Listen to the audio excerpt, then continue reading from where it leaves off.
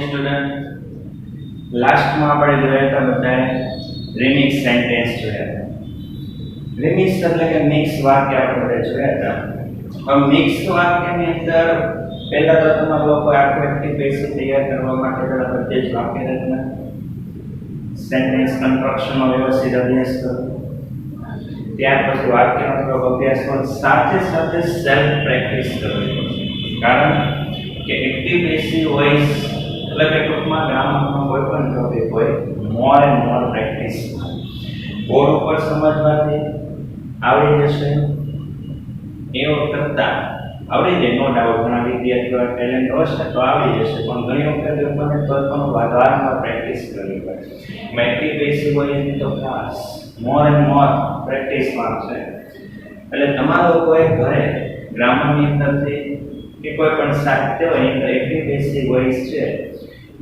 એના વાક્ય છે જાતે બનાવવાનો પ્રયત્ન કરવો પડે નેક્સ્ટમાં આપણે આગળ જોઈએ તો આપણે વાત કરીશું WH એક્ટિવ પેસિવ વોઇસ હવે WH નું પણ એક્ટિવ પેસિવ વોઇસ 10મા ધોરણની અંદર પૂછાય છે WH માં active passive voice WH question એટલે કે ભાઈ નું હોય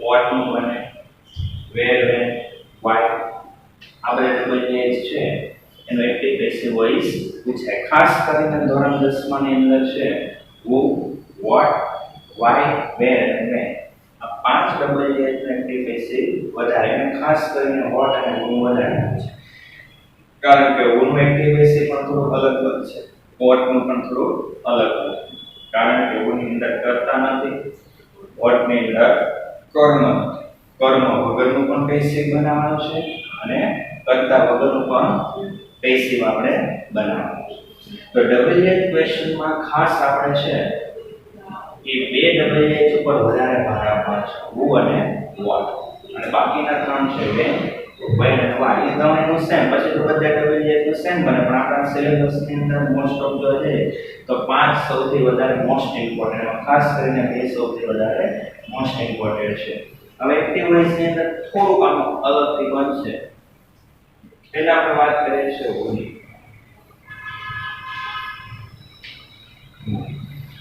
એક્ટિવ વોઇસ ની અંદર શરૂઆતમાં who હશે વાક્ય રચનામાં who પ્લસ ક્રિયાપદ પ્લસ કર્મ અને અન્ય શબ્દ એટલે ક્વેશ્ચન હવે કોઈ પણ વાક્ય આપણે બનાવીએ ત્યારે તમારે ટેન્સ હંમેશા ક્રિયાપદ ઉપરથી ઓળખવાનું રહેશે અહીંયા જે ક્રિયાપદ આપ્યો એના પરથી ટેન્સ ઓળખાય આમાં કરતા ન હોય કારણ કે ઊંચી પ્રશ્ન પૂછો એટલે વાક્યમાં કરતા જાણવા મળે who પ્લસ ક્રિયાપદ કર્મ અન્ય શબ્દ હવે આપણે એક્ઝામ્પલ જોઈએ કે ભાઈ કઈ રીતના ટેન્સ ઓળખો પછી આપણે પેસિવ વાક્ય રચના અથવા તો પહેલા આપણે પેસિવ વાક્ય રચના જોઈએ તો પહેલા આપણે પેસિવ વાક્ય રચના બનાવીએ ત્યારે ફર્સ્ટ યાદ રાખવાનું કોઈ પણ ટેન્સ આપેલો હોય એમાં who નું તમારે પહેલા કરી દેવાનું છે બાય who નું થઈ જશે by who plus to be plus કર્મ પ્લસ વિશે પ્લસ અન્ય શબ્દ question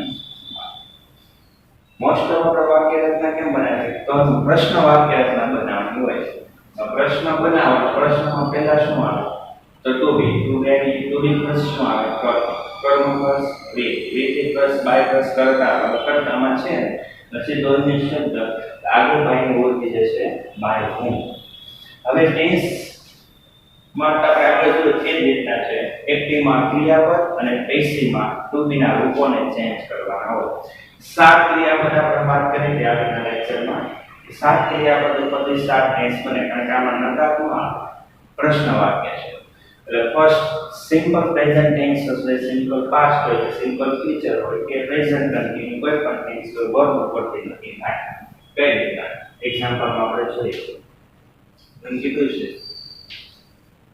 who made this box? Who made this box? આ બોક્સ કોણે બનાવ્યું? Who made this box? હવે આપણે વાત કરીએ છીએ કે who made this box. Tense હંમેશા નક્કી રહેશે who ની સાથે જે વર્બ છે who ની સાથે વર્બ છે made. આના પરથી ટેન્સ આપણે નક્કી કરીએ. તો ટેન્સ છે સિમ્પલ પાસ્ટ કારણ કે મેડ નું ભૂતકાળ છે મેડ. સિમ્પલ પાસ્ટ ટેન્સ ને રચવા જઈએ તો who પ્લસ V2 પ્લસ કર્મ અન્ય શબ્દ છે નહીં. ધીસ બોક્સ છે કર્મ છે. હવે આપણે બનાવવાનું સિમ્પલ પાસ્ટ ટેન્સ નું પેસિવ વોઇસ. આ ખાસ આપણે સિમ્પલ પાસ્ટ ટેન્સ એટલા માટે બધા લઈએ છે કે આપણે વાત કરી હતી કે ડુ એસ ડાયરેક્ટની અંદર 4 માર્ક્સ નું પૂછાય. એમાં 2 માર્ક્સ નું એક્ટિવ પેસિવ વોઇસ પૂછાય અને 2 માર્ક્સ નું છે other topic like gender plural singular person tense પૂછાય. તો એક્ટિવ પેસિવ વોઇસમાં 80 થી 85% સાદો ભૂતકાળ પૂછાય. સિમ્પલ પાસ્ટ ટેન્સ પૂછાવાની સંભાવના સૌથી વધારે કારણ કે સિમ્પલ પાસ્ટ ટેન્સ એટલે પૂછાય કે ટેક્સ્ટ બુક ની અંદર જે યુનિટો તમે અભ્યાસ કરશો એ ટેક્સ્ટ બુક ના યુનિટો મોટા ભાગે સિમ્પલ પાસ્ટ ટેન્સ ની અંદર આપેલા હોય છે. અને ખાસ આ લોકો છે સિમ્પલ પાસ્ટ ટેન્સ ને સૌથી વધારે મહત્વ આપે છે. હવે આપણે વાત કરીએ છીએ વાક્ય બનાવવાનું પેસિવ. તો વાક્ય રચનામાં પહેલા એક્ટિવમાં હોવું છે ક્રિયાપદ મેડ છે કર્મ ધીસ બોક્સ છે અને શબ્દ છે મેડ. હવે આપણે બનાવવાનું છે પેસિવ. તો પેસિવ બનાવવા માટે પહેલા હું આપણે કરી દેવાનું બાય હું. તો થઈ ગયું બાય હું. બાય હું કર્યા પછી ટુ બી મૂકવું પડે. સિમ્પલ પાસ્ટ ટેન્સ છે એટલે સિમ્પલ પાસ્ટ ટેન્સ ના ટુ બી ના રૂપો થશે વોઝ અથવા વર. તો વોઝ અથવા વર માં આપણે કર્મ આધારે મૂકવાનું. કર્મ છે ધીસ બોક્સ આપણે મૂકશું વોઝ. ટુ બી કર્મ છે ધીસ બોક્સ. with મેન નો with મેન અન્ય શબ્દ છે by whom was this box made. પહેલાનું ગુજરાતી કરીએ છીએ who made this box. આ બોક્સ કોણે બનાવ્યું. બીજાનું કરીએ છીએ આ બોક્સ કોના દ્વારા બનાવવામાં આવ્યું. તો whom by whom to be કર્મ અન્ય શબ્દ. નેક્સ્ટ આપણે જોઈએ who should follow the rules. Who should follow the rules. નિયમો કોને અનુસરવા જોઈએ. કરતા વાક્યનો ની અંદર હોય ને. તો ટેન્સ નક્કી કરે તો ભાઈ એક્ટિવમાં હું પ્લસ ક્રિયાપદ તો should પ્લસ વિભાગ એટલે કે મોડલ્સ નું વાક્ય છે એમ. કર્મ છે the rules. સુવાળું વાક્ય મોટા ભાગે બહુ શોર્ટ હશે. who ક્રિયાપદ ને કર્મ મોસ્ટ વાક્ય હોય. હવે આપણે બનાવવાનું છે પેસિવ. તો પેસિવમાં ફર્સ્ટ આપણે ખ્યાલ જ છે કે હું કરી દેવાનું બાય હું ટુ બી એટલે કે એમ તો મૂકી દેવાનું should પ્લસ મૂકવાનું કર્મ. કર્મ છે the rules. હવે મૂકવાનું છે બી ફોલો.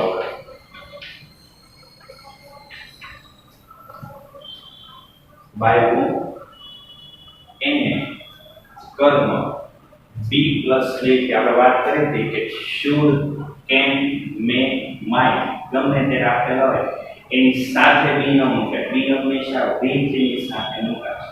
બી આપણે અહીંયા નહીં પણ બી મૂકીશું with એની સાથે. વાક્ય રચના અનુસાર પ્રશ્ન વાક્ય અનુસરવાનું છે. તો નું બાય હું પ્લસ એને કર્મ બી રીતે એને કર્મ બી અને રીતે બાય પ્લસ કરતા અંદર હોય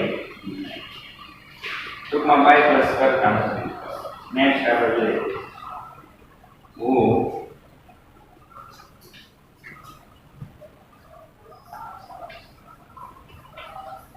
builds. Who builds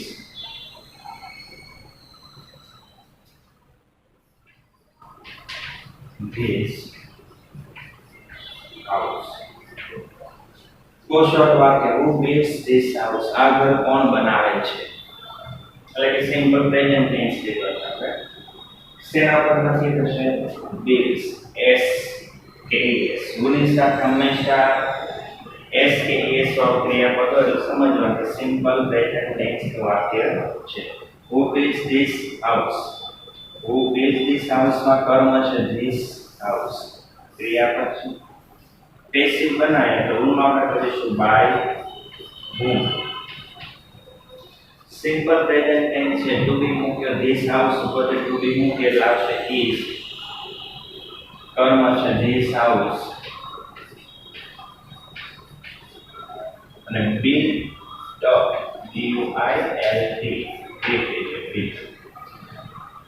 by whom. એનિસર કર્મ અને વ્યક્તિ. એનિસર કર્મ વ્યક્તિ બાય પ્લસ કરતા હોય નહીં. વાક્ય રચના અનુસરી જો હું મૂક્યું by whom, ટુ બી એટલે is, કર્મ છે this house, વ્યક્તિ છે be, અન્ય શબ્દ છે. હવે આ વાત છે simple present tense, simple past tense કે મોડર્ન. ઘણી વખત મને તમારે કન્ટિન્યુ ટેન્સ ચાલુ વર્તમાન કામ કોઈ પણ વાક્ય હોય. એક્ઝામ્પલ જોઈએ કે who is learning next now. Who is learning next now? અત્યારે ગણિત કોણ ભણી રહ્યું છે? લર્ન એટલે ભણવું, શીખવું, શીખી રહ્યું છે. ચાલુ વર્તમાન કાળ છે. એનિઝર પ્લસ આઈએનજી કર્મ અન્ય શબ્દ. આની અંદર અન્ય શબ્દ સાથે લીધેલા છે. હવે કર્મ છે નેક્સ્ટ એટલે કે મેથમેટિક્સ આપણે શોર્ટમાં લખીએ છીએ. ચાલુ વર્તમાન કામ પેસિવ બનાવે છે. કોઈ પણ ટેન્સમાં પેસિવ બને એટલે હું કરી દેવાનું પહેલા by whom plus to be. Next એક વર્ઝન છે મૂકીશું is, કર્મ છે નેક્સ્ટ એક વચન કરવાનું છે. s લાગે ઘણા લોકો બહુવચન મેથમેટિક્સ વિશે કરતા એક વચન કરવાનું. એનિસર કર્મ પેસિવ બનાવવા માટે મૂકવાનું આવશે be plus with learn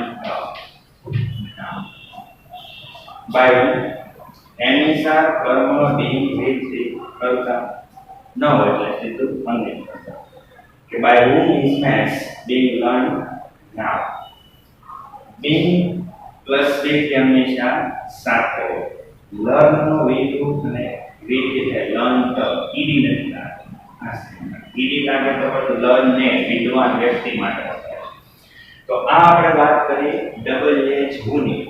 કોઈ પણ વાક્ય રચના પ્રમાણે વાક્ય આપણે બનાવવું છે તો આ બે વાક્ય રચનાને આપણે ફોલો કરવાની. એક્ટિવ હોય તો આ આવશે, પેસિવ હોય ટેન્સ પ્રમાણે તમારે જોડીના અક્ષરો ખાલી ચેન્જ કરવાનું. ઉની અંદર કર્તાનો ઉપયોગ થતો નથી.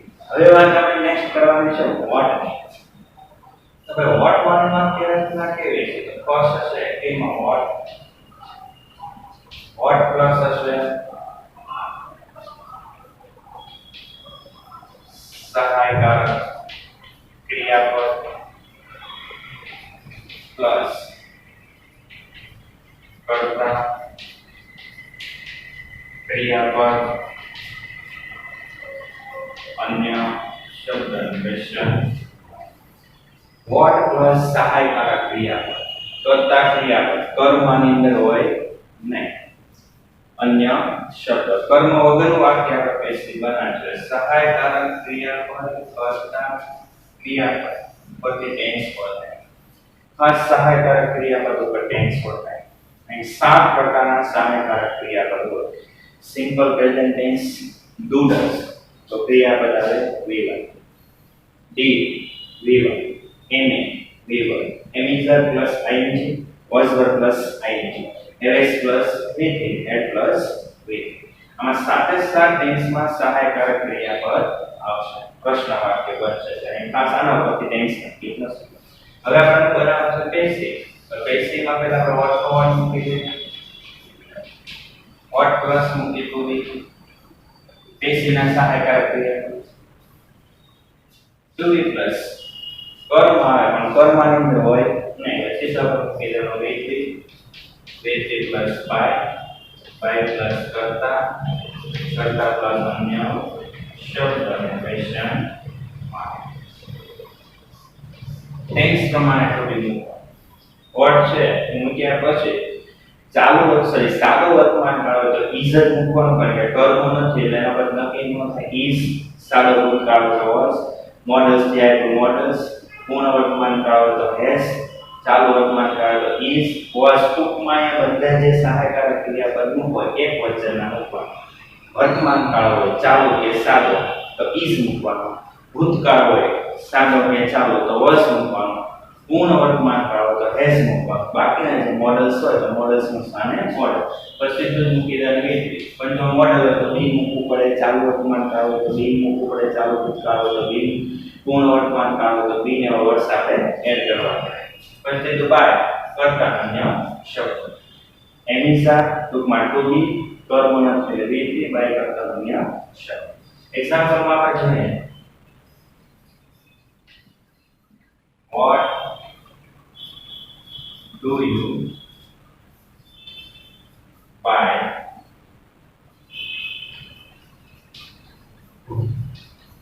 every day? What do you buy every day? તમે દરરોજ શું ખરીદો છો? What do you buy every day? What સહાયકારક ક્રિયાપદ do, કરતા છે you, ક્રિયાપદ છે buy, કર્મની અંદર હોય ને શુદ્ધ શબ્દ આવી ગયો અન્ય આવી. હવે સાદા વર્તમાન કાળમાં આપણે બનાવવાનું છે પેસિવ. કેમ ખબર પડે સાદા વર્તમાન કાળ છે? ડુડસ. પેસિવ બનાવો છે તો પેસિવ ની અંદર પેલા વોટમાં આપણે મૂકી દઈશું વોટ. વોટ મૂક્યા પછી જે ટુ બી, વર્તમાન કાળ છે ટુ બી આવશે ઇઝ. તો આપણે મૂકીશું ઇઝ. આમ તો એમિઝાર આવે પણ કર્મ ઉપર મૂકાય. એક વચન હોય તો ઇઝ, બહુ વચન હોય તો આર, આઈ હોય તો એમ.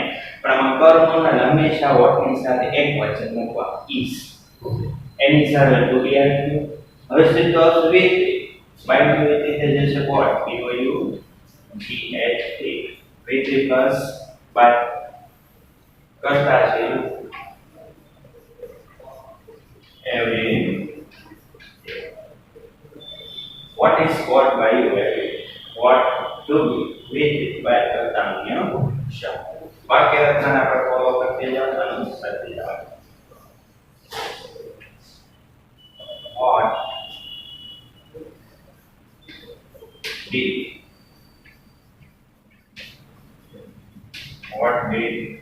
મયંક? હવે આપણે નામ લઈશું. કરતા તરીકે દરેકમાં સર્વનામ જ, ક્યારેક નામ પણ લખી શકે, નામ પણ આવીશું. What did Mayank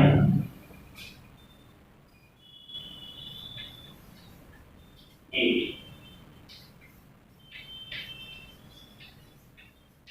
yesterday? What did Mayank eat yesterday? મયંકે ગઈકાલે શું ખાધું હતું? ટેન્સ નક્કી થશે ડીડ પર. ડીડ એટલે કે સાદો ભૂતકાળ. પેસિવ બનાવવા માટે વોટ નું પહેલા આપણે મૂકીશું વોટ. વોટ નું વોટ મૂક્યા પછી ટુ બી નું, ટુ બી છે સિમ્પલ પાસ્ટ એટલે મૂકીશું was. To be plus be એટલે eaten by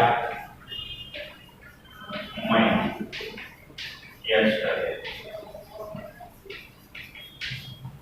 What was eaten by Mayank yesterday? Or to be eaten by Pratanya Shabda. Next આપણે જોઈએ What are you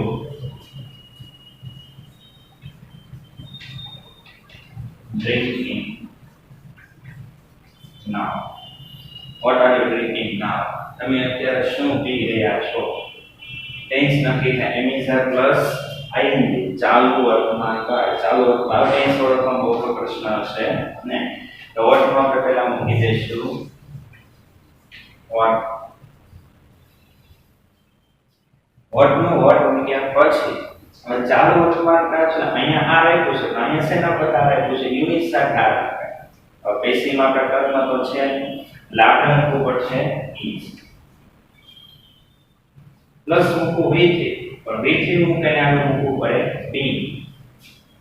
એટલે મૂકવું પડશે બી. ડ્રિંકિંગ નું વેથી એટલે છે ડ્રંક. v3 plus y કરતા છે u. Now what is being done by you now? એની સર કર્મથી being v3 by કરતા અન્ય શબ્દ એટલે કે ચાલુ વર્તમાનકાળ અને ચાલુ ભૂતકાળ હોય ત્યારે being શબ્દ મૂકવાનો ભૂલાય નહીં. એ જ રીતે પૂર્ણ વર્તમાનકાળ અને પૂર્ણ ભૂતકાળ હોય ત્યારે તમારે હેડ અથવા તો હેવ શબ્દ મૂકવાનું ભૂલાય નહીં. ખાસ ધ્યાન રાખો v3 ની આગળ છે એ 5 ટેન્સમાં મૂકવું પડે. મોડલ હોય તો be મૂકવું પડશે, ચાલુ વર્તમાનકાળ કે ચાલુ ભૂતકાળ હોય તો be plus v3 મૂકવું પડશે અને પૂર્ણ વર્તમાનકાળ અને પૂર્ણ ભૂતકાળ હશે તો હેવેસ ની સાથે તમારે be અથવા હેડ ની સાથે be મૂકવું પડે. જો એ કઈ રીતે એમ કીધું છે કે what have they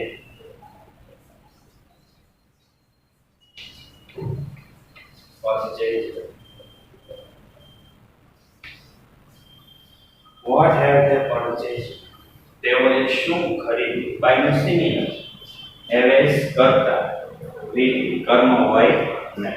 હવે આપણે બતાવવાનું છે પૂર્ણ વર્તમાનકાળ. કેમ ખબર પડે પૂર્ણ વર્તમાનકાળ છે? હેવેસ પ્લસ વિધિ. ટેન્સ ઓળખવા માટે વર્બ ને વર્બ.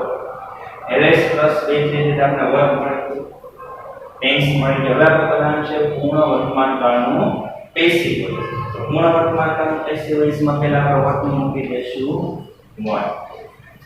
હવે અહીં આપણે વાત કરી દે કે ભાઈ જે કરતા છે એની સાથે હેવ મુકાય. તો પેસિવમાં કર્મ હોય પણ કર્મ આપણે વર્તની અંદર હોય નહીં એટલે હેવ મૂકવું પડશે. આપણે એકવચન મૂકવાનું. હે પેસિવ બનાવવા માટે બી પરચેઝ નું બી તે બની જશે પરચેઝ v3 plus y તે પાછળ જશે થઈ જશે. what has been purchased by them? હેવેસ કર્મથી be v3 by કરતા અન્ય શબ્દ. આ જો એક્ટિવ વોઇસ નું પેસિવ. હવે મને આ બધી વાક્ય રચના યાદ ન રહે તો આમાં સિમ્પલ રીત છે. એક્ઝામ્પલ તરીકે ઓની કે વોટ ની કઈ રીતે કોઈ પણ ટેન્સ નું તમે એક્ટિવ પેસિવ બનાવો એટલે પ્રશ્ન વાક્ય રચના અનુસરો. માની લો કે સાદા વર્તમાનકાળની પ્રશ્ન વાક્ય રચના થાય એની સાથે કર્મ v3 by કરતા એની સાથે કર્મ નહીં મૂકવાનું, એની સાથે v3 by કરતા ની શબ્દ.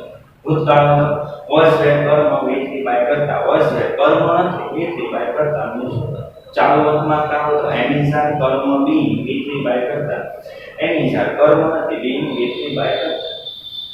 પૂર્ણ વર્તમાનકાળ તો હેવેસ કર્મ being v3 by કરતા હેવેસ કર્મ નથી being v3 by કરતા. એટલે તમે જે વાક્ય રચના બનાવો છો ટેન્સની પ્રશ્ન વાક્ય રચના જ બને પણ એની અંદર કર્મ લખાશે નહીં. બાકી સેમ વાક્ય રચના અહીં વચ્ચે હું કર્મ મૂકી દઉં એટલે ગમે ટેન્સની પ્રશ્ન બનાવી દો બસ અવટકાળ નાખી દો. એ જ રીતે તમે ઓની અંદર છે કરતા ન હોય બાય પ્લસ કરતા ન લખે બાકીના બધા વર્ડ્સ તમારે લખવા. એટલે ખાસ આ બે વાક્ય રચના ટોટલ જોવા જઈએ તો 4 ગુણ એક્ટિવ પેસિવ વર્ડને એક્ટિવ પેસિવ અને સાથે સાથે કઈ રીતના વાક્યનું એક્ટિવ વોઇસમાંથી પેસિવ વોઇસમાં રૂપાંતર કરવું ખાસ એક્ઝામ્પલ સાથે જોવું. એવું બને તો ઘરે થોડી પ્રેક્ટિસ કરવી, નવા નવા સેન્ટેન્સનો અભ્યાસ કરો. નવા સેન્ટેન્સનો અભ્યાસ કર્યા પછી એવું લાગે કે નથી ખબર પડતો નથી ખ્યાલ આવતી તો વાક્ય રચનાને અનુસરવાની જોઈન બનાવવાનો પ્રયત્ન કરો કે ભાઈ ચલો ટેન્સ પહેલા ટેન્સ નક્કી કરો. ટેન્સ ઓળખવો ખાસ જરૂરી છે. ટેન્સ તમે ઓળખી શકો તો જ તમે વાક્યનું એક્ટિવ વોઇસમાંથી પેસિવ વોઇસમાં રૂપાંતર કરી શકો. એક્ટિવ વોઇસમાંથી પેસિવ વોઇસમાં રૂપાંતર કરવા માટે ખાસ 3 વસ્તુની જરૂર પડે.